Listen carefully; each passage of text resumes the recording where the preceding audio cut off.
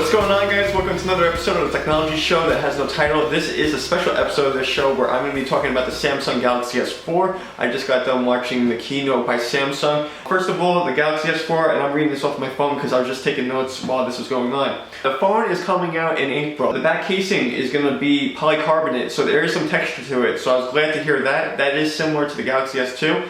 It looks kind of like there's a metal in the phone, but they didn't say metal, so I guess polycarbonate is the way to go, and that's a type of plastic as far as I know. It will have wireless charging. The screen is going to be Super AMOLED. That's a high quality screen. It's going to be 5 inches. The camera, 13 megapixels, an amazing camera. This thing has a front and back facing camera for video conference calls, so that's really cool. So somebody could be talking to you and the person can also see what's going on the opposite end of the camera. It comes with 2 gigabytes of RAM with 16 gigabytes of storage. The phone itself has infrared. It can detect motion, and that's one thing I'll get to in a minute, but it can also detect temperature and humidity.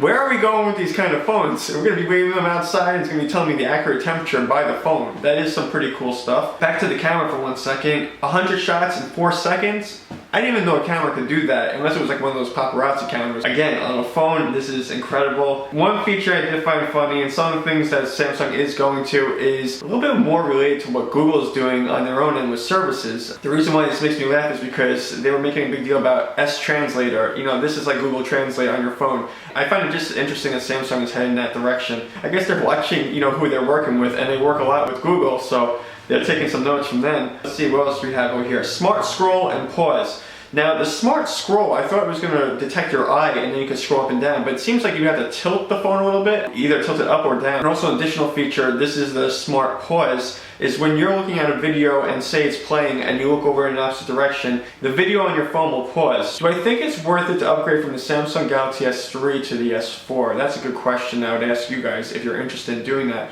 For myself, it's just because I would want a new phone, and this phone never had any kind of screen protector or anything. This is the S3, and I figure, you know what, if I want to get a new phone and just, I don't know, I'm not attached to any phone right now, so I do feel it's time to upgrade. Do I really think it's absolutely necessary for people to upgrade? Honestly, I would say no. I would say probably it's not a necessity. If you don't have to upgrade your phone, or you don't want to and you want to save some money, then no, you don't need to upgrade. It's going to be a cool phone, and it has some interesting features that are additional to what we're used to from Samsung, you know, as far as the S3 goes, but I don't think it's a necessity. And part of me thinks that also the features that they added onto this phone, it's just the market is kind of leveling off. And yes, you might have to do some extreme things. You might have to add some infrared technology to your phone or something else to actually one up the other company. The more of these companies coming out with new features, we should see some better phones. Do I think that anyone can really compete with some of the technology that Samsung has? Right now, it's kind of hard. As far as the cameras go, if a company like Apple is using Samsung for their cameras, they have to have good technology there. And I think what Samsung is doing is leveraging their power over that kind of technology. Because in a camera, there's infrared, and they're going down that road where they want to get that technology into their devices and have something that nobody else has. So it's a good business move on their part. Let me know what you guys think of the S4. Put a comment down below, and I'll see you guys later. Cheers.